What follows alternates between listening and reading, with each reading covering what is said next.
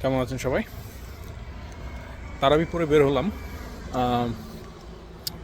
একটা থটস মাথায় আসলো, বেশ কয়েকটা একটা থট যেটা আমার বেশ কয়েকদিন ধরে মাথায় ঘুরতেছিল যে আমি আমেরিকায় যত মসজিদ দেখছি, আর বিশেষ করে ওয়েস্টে বিভিন্ন ব্লগ ব্লগে যখন বিভিন্ন মসজিদ টসজিদ দেখছি, সেই মসজিদগুলোতে মানে মসজিদের যে কাঠামো, মসজিদগুলো সাধারণত জাস্ট মসজিদই না, kind of community centre.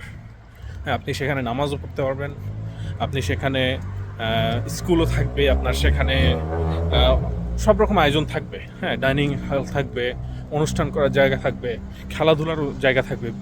Depend, মানে অনেক সময় দেখা যাচ্ছে বিরাট বড় মসজিদ, কিন্তু আপনার নামাজ পড়ার জায়গাটা খুব একটা বড় না। হ্যাঁ, সো যেমন ওই যে ইয়াসির কাদের কথা শুনে থাকবেন, ইয়াসির কাদের মসজিদও আমি গেছিলাম, সেখানে দেখলাম যে বিরাট বড় একটা মসজিদ, অনেক বড় একটা বিল্ডিং কমপ্লেক্স, কিন্তু আপনার নামাজ পড়ার জায়গাটা খুবই শর্ট এবং অল্প।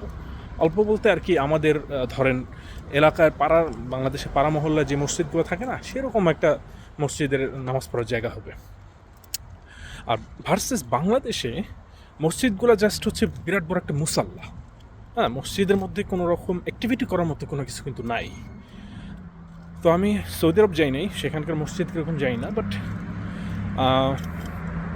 মোরাললেস আমার কাছে যেটা মনে হয় যে মসজিদটা যদি জাস্ট নামাজ পড়ার জন্য হয়, তাহলে জিনিসটা কাইন্ড অফ একটা অনুষ্ঠান সর্বস্ব হয়ে যায়, যে আমরা নামাজ পড়তে আসবো, নামাজ পড়বো, দেন চলে যাবো, দ্যাটস ইট। হ্যাঁ, কিন্তু আমরা মিংলিং করবো না, আমরা পড়াশোনা করবো না, আমরা কমিউনিটির যে ফিল, সেটা কিন্তু আমরা পাই না।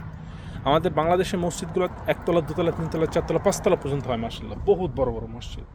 কিন্তু সব মসজিদই হচ্ছে খালি অনুষ্ঠান সর্বস্ব, নামাজ সর্বস্ব। হ্যাঁ, আপনি যাবেন, খালি নামাজ পড়ার ব্যবস্থা থাকবে, আর কোনো ব্যবস্থা থাকবে না। হয়তো তবলিগে ভাইরা যায়, তখন তারা একটা কমিউনাল একটা ফিলিং দেয়। হ্যাঁ, কিন্তু other than that community feel করার মতো যে আপনি মসজিদে যাবেন, সেখানে বসবেন, পড়াশোনা করবেন। হ্যাঁ, মসজিদে আপনার মানে মসজিদ কেন্দ্রিক যে আমাদের সোসাইটি হওয়ার কথা ছিল, সেটা কিন্তু না, অ্যাটলিস্ট বাংলাদেশে। সো ইনশাল্লাহ ইচ্ছা আছে যে মসজিদ কেন্দ্রিক সোসাইটি করার, এবং এরকম একটা আন্দোলন গড়ে তোলার, ইনশাল্লাহ অ্যাট সাম পয়েন্ট।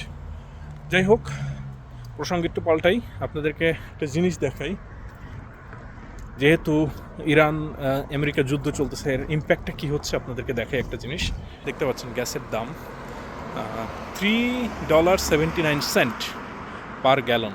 কয়েক সপ্তাহ আগে $3 ছিল, $3.20, $3.10 এরকম ছিল, এবং $3 নিচে ছিল। এক লাফে অলমোস্ট 60-70 সেন্ট বেড়ে গেছে। অলমোস্ট অনেক জায়গায় ডলারের উপরে বেড়ে গেছে। সো তেলের দাম আমেরিকাতে বাড়তেছে, which is not good news for the government, for Trump, anyone.